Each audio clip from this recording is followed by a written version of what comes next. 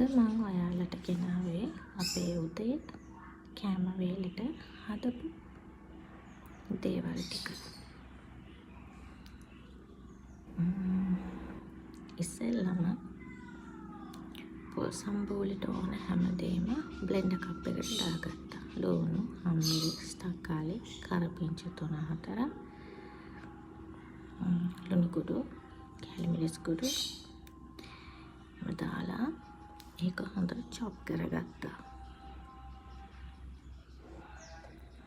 ඊට පස්සේ හාල් මැස්සු ටික හොඳට හොදලා අරගෙන කැලිමිරිස් කුඩුයි ලුණු චුට්ටකුයි දාලා හොඳට අතගාලා තෙලින් බැඳගත්තා.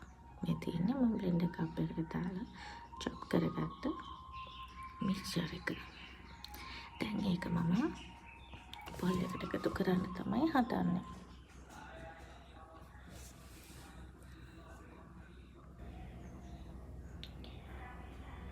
පොල් එකට එකතු කරලා ඊට පස්සේ දෙහි පොඩ්ඩකුත් දාලා අනලා ගත්තාම පුදුම රසක් තියෙන්නේ.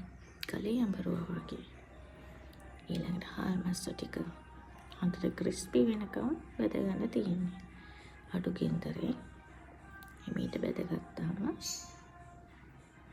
මේ දෙකත් එක්ක තරමක් කන්න පුළුවන්. ඊළඟට මම රයිස් කුකර් එකේ රතු කැකුළු රෝස කැකුළු බත් චුට්ටකුත් හදාගත්තා.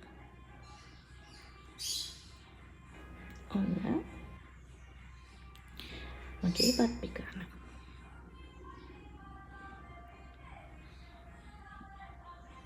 මේක මාර රසයි. ඔයාලා try කරලා බලන්න. උදේකට පෝෂ්‍යදායි වගේම රසවත් ආහාර වේලක්.